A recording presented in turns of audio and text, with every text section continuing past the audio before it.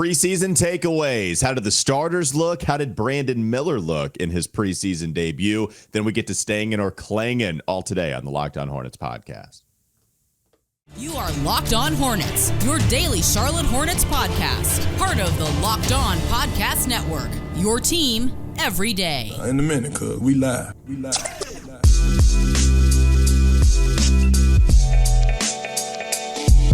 It's Locked On Hornets, part of the Locked On Podcast Network. It's your team every day. Thanks for making us your first listen. We're free and available anywhere you get your pods, and that includes YouTube. Today's episode is brought to you by Jace Medical. Empower yourself when you purchase a Jace case, providing you with a personal supply of 5 antibiotics that treat 50-plus infections. Get yours today at jacemedical.com. That's J-A-S-E, jacemedical.com. It's hoodie season for Doug Branson. Hoodie season for me. It's been that. Well, hold on now. This is not a hoodie. This is a official Locked On. I don't know what you would call this, a jumper. But it doesn't have a hood. No hood. A pullover, maybe? Locked On pullover season? Yeah. What's a jumper? Not that. Okay. It's not what you're wearing. I know but it looks great. I think I was thinking of romper maybe, but that's definitely not what this is. Well, Cam Newton knows about rompers. That's the one piece. That's when you have to take your whole outfit off to go to the bathroom. I don't have any pants on. Yep, that is Pantless Doug Branson, Every Hornets Boxscore.com. You can go check him out on his Substack, and you can listen to me, WFNZ, every weekday from 12 to 3 p.m. Preseason, baby. How are we feeling, Doug? We'll get to the micro. We'll get to a little bit of we'll get to all the topics, right? But just overall vibes. Yesterday, when David joined us, you said it doesn't really matter if they win or not, and okay, whatever, right? It's not going to count towards the regular season. David was saying, no, I want to look competent out there. And I know that's not exactly what you were refuting. I was like, yes, I can't talk about another loss. Now I'm in owner hell because of what Frank Reich said at the podium about David Tepper's involvement with the Panthers. Right. So I want some function here. Hornets, man, they lost, but they didn't look bad. And that's all I was asking for in the preseason game number 1. No, they competed with Miami, minus Jimmy Butler, yes. But I thought the intensity was right. I thought the pace of play was right. I thought all of the players that I was looking at closely, LaMelo Ball, Brandon Miller, Mark Williams, they all looked like it was the beginning of the preseason and there were some things to clean up. But generally, everybody looked competent, functional. I think Steve Clifford walked away from this happy. Preseason is different than it used to be in that these guys don't even get a ton of training camp anymore. And so the beginning of preseason is like an extended training camp. It's like extended practices for these guys. So my bar for this game was pretty low generally in terms of just organization, in terms of things that I would see that I would say, oh yeah, Charlotte is going to compete for a playoff spot or something crazy like that. My bar was super low and they cleared it pretty easily, including Brandon Miller, who in his debut, I felt like it was less for me about what I wanted to see from Brandon Miller and what I didn't want to see. And I didn't want him to look lost. And he didn't look lost at all. He looked very comfortable out there, had some turnover issues, was a little bit aggressive, kind of cutting into the teeth of a Miami defense that was prepared for that. And, he turned the basketball over a few times, but he looked smooth, man. All the stuff that we were hearing about Brandon Miller, I saw some of it last night. Yeah, so good and bad. If we focus on Brandon Miller, one, yes, I'm happy overall from the performance. Now, they played the starters quite a bit. Hopefully you get good, but that's okay. Play the starters quite a bit. You get a good performance. We'll get to that in a moment. But with Brandon Miller, that was the number 1 storyline coming in. We want to see how the number 2 overall pick looks, and good and bad. If we start with the bad first, I do think he looked lost defensively at times. It doesn't mean he's a bad defender. It just means this is the first time he's played organized basketball against an opponent that is not the blue team or the teal team or the purple team in practice. I do think that he was looking for his guy a couple times. They ran him off screens constantly, and that's something he's going to have to deal with. That's going to be his whole rookie season. The opposition is going to run him off screens. I think the turnovers were there. I think there was some physical stuff. Nothing I didn't already know. The good is that Brandon Miller, just like we all thought too, not going to force the issue. He's going to make the right play for the most part, especially just within the confines of swinging the basketball. He'll dribble. If there's a guy that steps in front of him, he's going to kick out. It's exactly what he did at Summer League. The flashy play is when he gets the ball at the top of the key. I believe Hornets lead tweeted this clip out, and then Jaime Jaquez is on him, and he looks right, and then boom, quick spin move left, gets to his mid-range after snake dribbling a little bit, and then shoots it from the mid-range and knocks it in. That was probably the most fun play that we saw from Brandon, just with the basketball in his hands. So even if he's not crazy athletic, there is enough of the savvy and the quickness. The spin move he loved going to. He did it a couple times to a mid-range pull-up. So yeah, that's what I thought. Like, Brandon Miller is going to be a contributor on this team. He's going to be an impact player. Steve Clifford told you we could see just how much he's going to help. As long as the three-point shot falls, I don't care that he missed them. That you're worried about the wrong stuff. If you're worried about him missing the 4 3-pointers that he took last night, yeah, he'll contribute this season. In the lead up to the draft and in this offseason, this training camp period, we've been promised a few things in regards to Brandon Miller. One of those things is that he had a mid-range game that he didn't get to show off very much at Alabama because of the structure of the offense that he played in. The other thing was that, in training camp, we just heard it over and over from Clifford. He just knows how to play the game. You can't teach the things that Brandon Miller knows in terms of just how smooth he is. LaMelo Ball kept calling him smooth over and over and over again. Terry, he praises on him in terms of just his ability to know how to play the game and make the right decision. And I think we saw flashes of those things all throughout the game, and you illustrate that correct play. Fourth quarter, 9:50 to go. The long setup stride before the spin move looked great, and it was perfectly timed with a Nick Richards back screen that got him off Jaime. He goes to the crossover dribble, recognizes that the help defender is dropping, and so he goes immediately 2-step pull-up mid-range. Like, I don't know. I haven't seen many rookies, except for LaMelo Ball, operate that smoothly over the past decade of watching Hornets rookies. No, the mid-range point you bring up is good because I never bought into that a ton just because that's the way that Alabama runs their offense. But the bottom line is he hadn't done it in a year. And so here you're happy to see it come back after that was a part of his game in high school. I'm glad that that's here. You got to see it in the preseason. And Doug, even when we saw a couple of those turnovers, it's when he puts the ball on the floor, tries to drive it in the teeth of the defense, and you got swiping hands coming down, and they're able to jar it loose. I do think that the Brandon mid-range jumper is going to help him when, okay, here's the blockade.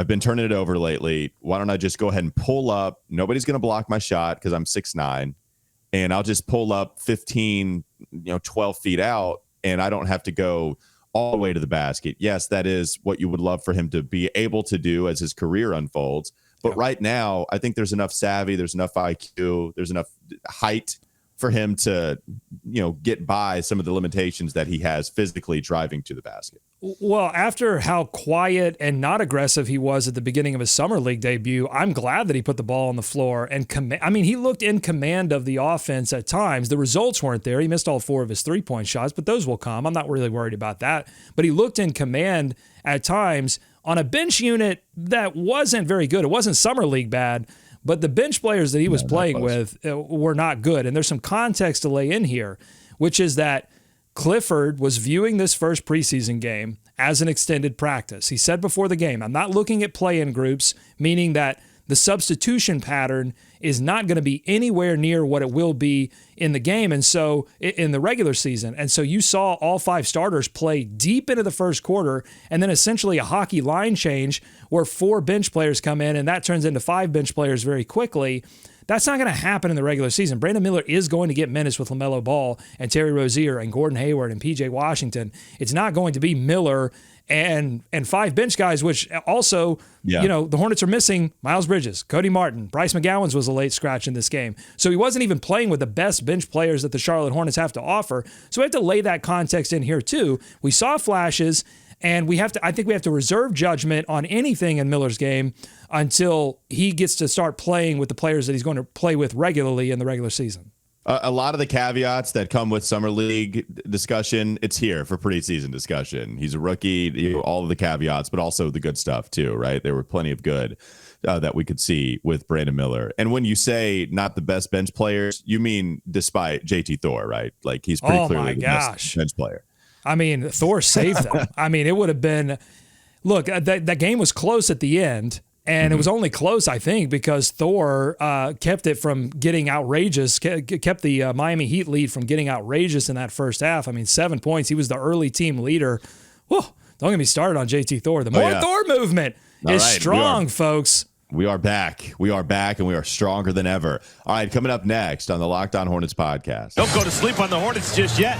More Thor, of course, and then we'll talk about some of the other players Doug was mentioning, Gordon Hayward, PJ Washington, Mark Williams. Whew, yeah, definitely want to talk about Mark Williams. We'll get to him and the others in just a moment. This episode is brought to you by Jace Case. Everyone should be empowered to care for themselves and their loved ones during the unexpected. That's why Jace Medical offers the Jace Case. The Jace Case provides 5 life-saving antibiotics for emergency use, and it gives you a peace of mind so that you're not hoping that you have access to medication in an emergency. You'll already be prepared for it. Jace Medical makes sure you have the medication in hand. Jace Medical is simple. They handle everything from the online evaluation to licensed pharmacy medication delivery and ongoing consultation and care. Don't get caught unprepared. Get $20 off on these life-saving antibiotics today from Jace Medical by using my code LOCKEDON at checkout on jacemedical.com. That's JASE, jacemedical.com. More Locked On Hornets coming up. Let's go with the starters here, Doug. We saw a lot of them. Steve Clifford left them out there. I'm okay with that.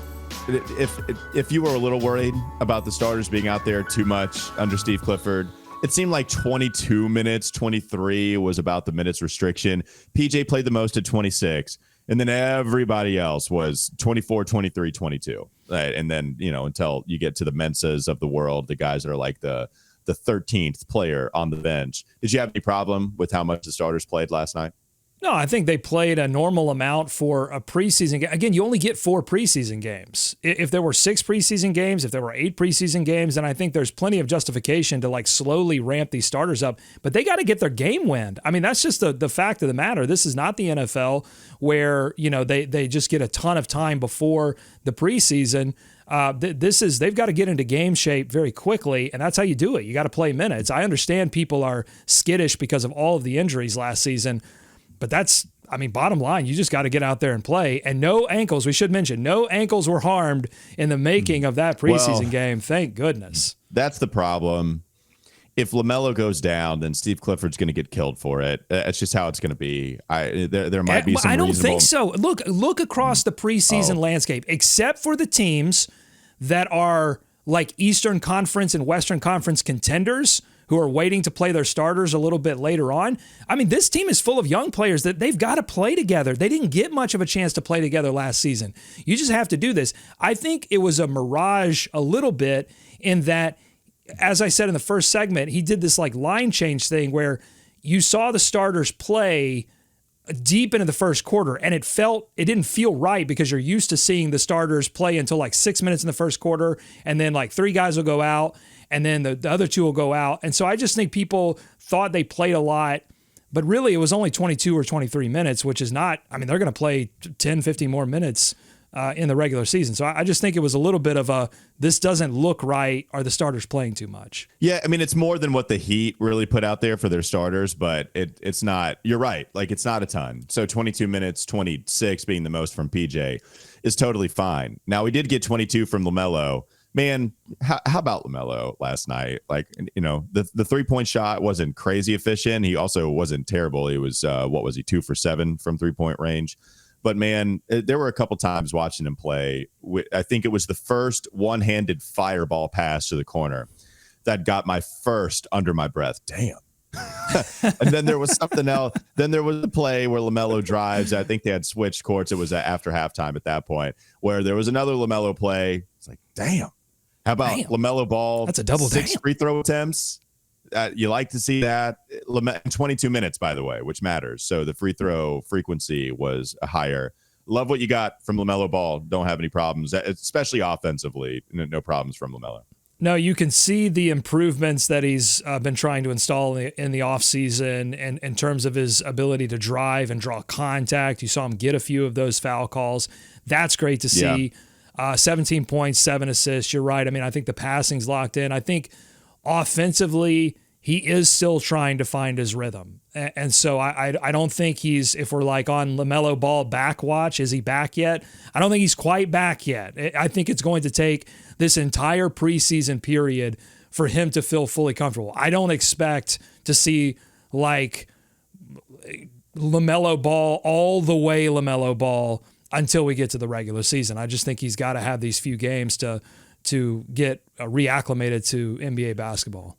I still think that he still get knocked off his spot when he drives to the lane, but he drew some of those fouls. So there are some stuff that are same old LaMelo, but it's not. But I mean, I love what we saw from him last night. That's nitpicking by far for watching LaMelo and what he did.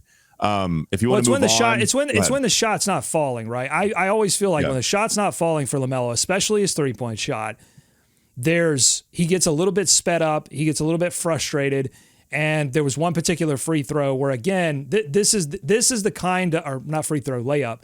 There's one particular kind of layup that's always going to be inefficient for LaMelo Ball and is probably directly responsible for his rim percentage numbers not being elite. And that's when he just head down straight towards the basket. And you're right. The NBA bodies are knocking him off his spot, and he gets just a little too far on a floater layup as he's falling out of bounds.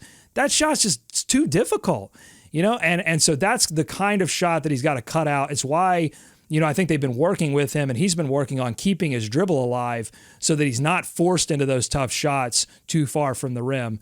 And so, but I think it's going to be a process that probably leaks into the regular season in terms of him working that out of his game. Before we get to the last segment, I want to talk about Mark Williams. It reminds me of how smart a fan base became with the Carolina Panthers when there was one particular position that you had always wanted and had not been given for over a decade's worth of time. When the Carolina Panthers needed a left tackle, Panthers fans became unusually smart at evaluating left tackle play because they knew what it was to just get an average one. Right. If you were just going to give us an average left tackle here in Carolina, we'd be happy, and we'd be thrilled because we know how important it was. That's happening with Mark Williams being good, coming into his second season. Everybody is so happy that we have a center that protects the rim. Mark Williams had 9 points last night. He was 4 of 6 from the field. And me, along with every other Hornets fan out there, is tweeting like we found the next Hakeem. We love him so much. He is really good, man. Defensively, he affects so much. Speaking of strength, I think you saw him put his strength to the test last night. Yeah. I think you saw him get position. I think you saw him seal. Love that. He was battling down there. Love the dunk before the buzzer. That was fun. Buzzer beating dunk, put back dunk. Yeah, you don't sweet. see that very like, often. No, you don't. And so clear too. Like it was clean. It was very satisfying to see that go through the hoop before we saw the backboard light up. Absolutely love what we're getting from Mark Williams, and it seems like the fan base does too. It's such a completely different Mark Williams than we saw in preseason game number 1 last season. He's here. He's not getting knocked off his spot. He's in command. He feels in control of his game completely. And you're right. I mean, we've seen what average and below average centers look like for a long time. And Mark Williams, I'm not going to grade him on a curve and say he's Hakeem. I'm not there yet. I understand the excitement. I understand. I want the dream desire. Or nothing else, Doug. Yeah, I don't want 3-time All-Star. I want top 10 player of all time, or he's Bismack Biyombo. No, you're not going to run the offense through Mark Williams. I don't know if that's ever going to happen, but you are running your defense through him. If you go back and watch that game, you saw an evolution in Miami's strategy, which was, all right, we're going to try to go to the rim. Okay, that didn't work. We're going to try again. It didn't work again. And then they stopped going to the rim. And that's what you want your center to do. Part of a center's job is to just deter the other team from getting to the rim. Like, we can look at the block shots, and he had 2 of them, or he had 3 of them, or 2 of them and 3 steals. It was one of the 2 blocks. Yeah, 3 steals, 2 blocks. Which I think one of those, let's be honest, if I go back and watch the tape, I bet one of those steals is a block. They keep trying to take blocks away from Mark Williams, especially the away scores table. I got my eyes on you, Kaseya Center scoring table. I know what you're doing. One of those steals, I bet, should have been categorized as a block. But at some point, the other team says, all right, we can't go in there anymore. Or at least if we drive, we're going to really think about it before we go all the way. And so you saw that happen with Miami, and I think that's what helped Charlotte get back into this game. It was partly LaMelo Ball's offense. You know, he led a run. Gordon Hayward was extremely efficient in this game, 15 points, 5 of 6 from the field. And you saw him for a period. I think he went 4 of 4, just knocking down shot after shot. But that's all great. But they had the defense to back it up. And that's what we haven't seen for the past couple of years. We've seen the offense be able to pull the Hornets back into a game, but we've seen the defense let them down so much. And I don't think that's going to happen as long as Mark Williams is anchoring that middle. And the other damn play that I got from LaMelo was the slip pass, empty side pick and roll with Mark Williams. It was pretty.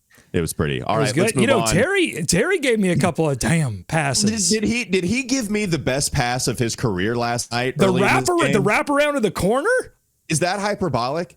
Is that exaggerated to say that we saw the best pass of Terry Rozier's career in preseason game number 1 of the 23-24 season? I've seen LaMelo Ball break physics plenty of times in his first 3 seasons. I just haven't seen it from Rozier. I did a double take. I was like, wait, was that LaMelo? No, that was Rozier with a wraparound pass that I just didn't even know how the ball... It was so close to the basket. I don't know how the ball made it back to where I think it was PJ caught it. It was PJ, and he sunk this one, yeah. Oh, my God, yeah. It reminds me of Kelly Oubre doing that last year in like a first or second game, and then obviously it went away, but he needed to be Bucket Kelly. But what if that doesn't go away? What if that reappears every 10 games or so? Like that'd be fun. Or here's what I'll say, in terms of like recapping the game. You saw some swagger, you saw some sexy, and you saw a little like meat and potatoes stuff too. Listen, this team's got some issues. They are not an Eastern Conference contender, but I don't think they're anywhere close to where I've seen the pundit projections. I don't think this is the 30th place team. Now, we'll see what happens with injuries and things, but I mean, that did not look like a bottom 3 team in the league to me out there last night. All right, we are excited, baby. We are off and rolling. Preseason is the season. Coming up next on the Locked On Hornets podcast. Don't go to sleep on the Hornets just yet. We'll give you the rest. We'll play Stangin' or Clangin'. We'll talk about Gordon Hayward, maybe a little more Terry Rozier, some of the bench pieces on this squad. We'll get to that in just a moment. But now before we talk about FanDuel, because this episode is brought to you by FanDuel, you could snap back into action this NFL season with America's #1 sportsbook. You can do it right now. New customers on FanDuel get $200 in bonus bets guaranteed when you place a $5 bet. That's $200 in bonus bets if you win or you lose. It doesn't matter. If you've been thinking about joining FanDuel, there's no better time to get in on the action than right now. The app is so easy to use. There's a wide range of betting options, including spreads, player props, over-unders, even more than that. Visit FanDuel.com/lockedon and kick off the NFL season. FanDuel, it's the official partner of the NFL. One more segment to go. Locked On Hornets. Doug, just like you are the keeper of the Sicko Satchel, I believe it is your turn also to lead us off with some Stangin' or Clangin'. I believe you are the keeper of Stangin' or Clangin' as well. Why don't you explain to the people what this game means, if they don't know what this game means, and then you can lead us off with the Stangin'. Well, Stangin' or Clangin', on Friday, it means hot or not. But if we do it for a post-game recap, Stangin' or Clangin' is like stock up or stock down. Okay, I want everyone to understand that. Everyone good? Okay, great. Stangin' or Clangin', stock up, stock down after a post game. And so, I got to give my first Stangin' out to JT Thor. I mean, total Stangin'. Was knocking down. The shot looked clean. And look, the shot to me, JT Thor's shot has always looked clean. It's always looked good. There's been nothing wrong with the form. It just didn't go down until very late in the season last year. But the fact that he's been able to add some bulk and he's been able to also keep that shot going. I mean, I think he had 3 threes in this game. One was from the Thorner. He missed a late one from the corner, unfortunately, that may have got them back into the game. But yeah, he was 3 of 5 from 3. He also got to the line a couple of times. 12 points off the bench, a bench that was anemic when it comes to scoring outside of Brandon Miller. Yeah, he provided a little bit of a boost there, 5 rebounds as well, and 1 steal. Super impressed with JT Thor. Yeah, I think that's a great one. Awesome to see him. Because when you start to go to the depth with this team, so if you go whoever is off the starting lineup, so the front court, Gordon Hayward, Miles Bridges, PJ, right? Like whatever. and then you go to Brandon Miller, who's going to be coming off of the bench. JT Thor and Nick Richards, even the backup center. But JT Thor, the guy in that front court, that also it allows you to not just say it ends there, right? Like JT Thor defensively, if he hits threes, we know what his role could be. That would be really nice to have come in and help a bench unit and not be so weak there. I'll give you one off the bench too. How about staying in for me, the Nick Smith Jr. opportunity? When we talk about minutes, my boy got 20 minutes last night, Doug. I would have gone with the under on that. If you would have put me up at 15, I might have even gone under on Nick Smith Jr., even just compared to the other guys. So Edmund Sumner, backup point guard, got 12 minutes. You look at Frank Ntilikina, he came in, only got 9 minutes.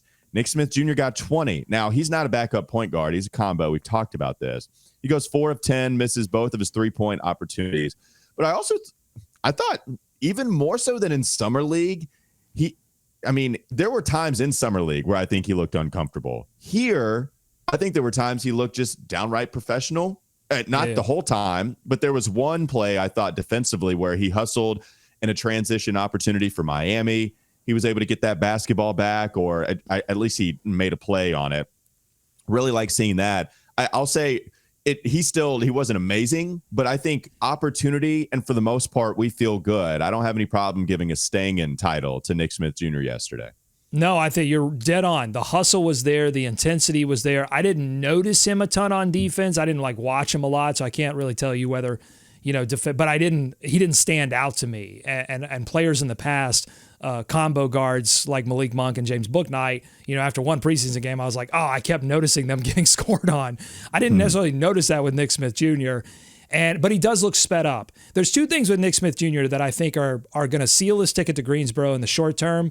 I'm super high on him, but the two things that I think are going to seal his fate right now are, number one, he looks sped up, and he's got to let the game slow down for him a little bit, and I don't think that's going to happen in Charlotte. I think that's going to happen in Greensboro. The other thing is his passing. Now, look, I think he's going to be a combo guard that's more on the shooting guard front than the point guard front, okay? There's no doubt about that. He's not going to be the guy you look to facilitate the offense.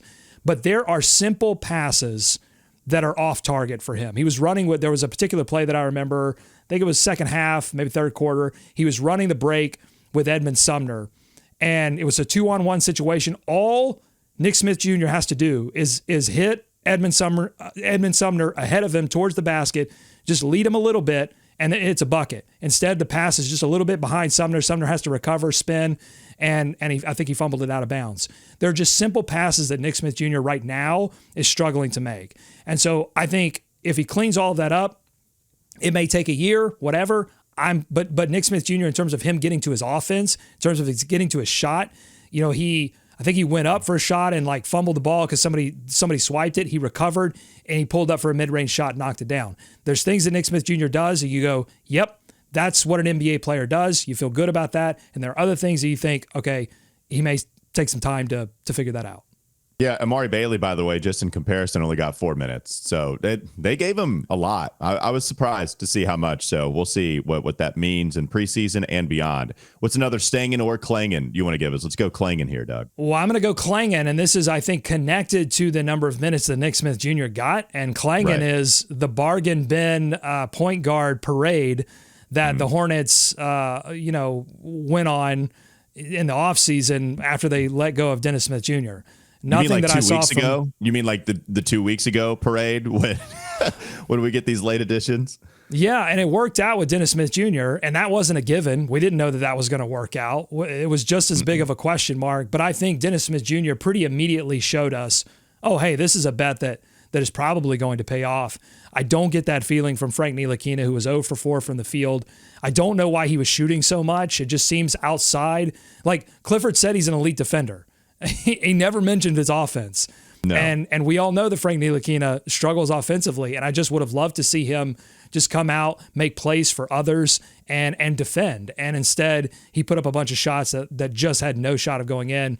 And then Edmund Sumner, I don't know, 1 of 5, 0 2 from 3. It was a transition bucket, I think, for him, yeah. Yeah, I just didn't see anything from Sumner that wowed me. He is wearing the number 45, which is not Weird. a Hornets unigami. Yeah, it's a weird number. And so you think, has anyone ever worn 45? And if you've been following our Who Wore It Best, you would know that there are 3 players in Hornets history that have worn the number 45. The Hammer, Armin Gilliam, Eric Lechner, and the Rifleman, Chuck Person. And who wore it best? I think we gave it to the Black Hole. I think we gave it to Armin Gilliam. We did. We have to. So, yeah, you're right. And I'll allow that to play into one more sting. And I have Teo Maladone. Not to put this up there on Twitter last night. Follow him at Not to Describe. Yeah. Teo! Yeah. Teo is like, oh, wait, that's the backup point guard competition? I'm good. Okay. Doesn't matter that I didn't play because of an injury. Go ahead. You had one. Well, there's a reason why Teo's on the 2-way. Okay, and he's not on the fully unguaranteed contract because I think they knew that, like, hey, Teo is probably going to be the option here. And not even just Teo. I think the real option, and this isn't great for the Hornets when I say this, but the real option is that they eventually just give most of the backup point guard minutes to Terry Rozier, right? I mean, I just don't. I mean, maybe Frank Ntilikina makes the team as like a reserve wing defender that doesn't see a lot of the floor. I don't think there's much hope for Sumner, but we'll see how the preseason plays out. But I just think this leads to Terry playing, 37 and some of those being backup point guard minutes. So I have another clanging for you. It might surprise some people of this podcast. I'll ask you too first. So if we were to give the Rusty Award, and the Rusty Award is just this big hunk of brown, dry, flaky metal, who gets the Rusty Award, Doug? I know who gets it. I know who gets it. Who gets it? Tell the people. 4 of 12 from the field, 1 of 6 from 3, 10 points, 5 rebounds, 1 assist, 1 steal, 3 turnovers, 2 fouls. That would be the box score line of one PJ Washington, who I said needed to have a big preseason game to justify, keeping his starting position, and through the first 10 games of the regular season needs to have strong play to justify not immediately inserting Miles Bridges back into the starting lineup. And, game 1 didn't look great. No, he didn't. He gets the Rusty Award. Here is your big hunk of brown, dry metal that is flaky. Don't let the dust get on the floor as you walk out. Don't touch it. Don't touch it. You're going to need a tetanus shot. There was actually the sweet dunk that he had. I honestly didn't expect him to dunk it on the one drive. I think he got out of it a little bit. He did at least complete the Terry Rozier assist that we were in awe of earlier. I mean, more so, look, preseason, we need PJ to have a strong 10 regular season games, in my opinion, to see what happens with Miles. But no doubt, it was not a great, certainly offensive game for PJ Washington, and we'll see how that continues with 3 more of the preseason games and, of course, the 10 before Miles is eligible. Yeah, but I'm going to run to his defense in the same way that I defended Brandon Miller, which is that these are not regular rotations. PJ Washington had to play babysitting duty for the bench. He was playing extended. I mean, he played the most minutes because there were just those few crossover minutes that he had in the first half of the bench. So, I just really feel like, and I'm not temper the take guy normally, but preseason is for reason, right? Summer's for feelings. For sure. Preseason is for reason. We have to understand that there are only 4 preseason games, and that, they've got to look at this as extended practice. And then I think we can make some better judgments on the 3rd preseason game, the 4th preseason game, as they get ready for the regular season. But, my final clanging is just the news that we got right before, about an hour before tip, which was that James Bouknight is going to have arthroscopic knee surgery to repair that sprained left knee, going to be reevaluated in 4 weeks, which is interesting because the Hornets have a decision to make on his team option. I think that deadline, according to Spotrac, is October 31st, Halloween. But they've got to make that decision before they're going to reevaluate him. So that's going to be very interesting.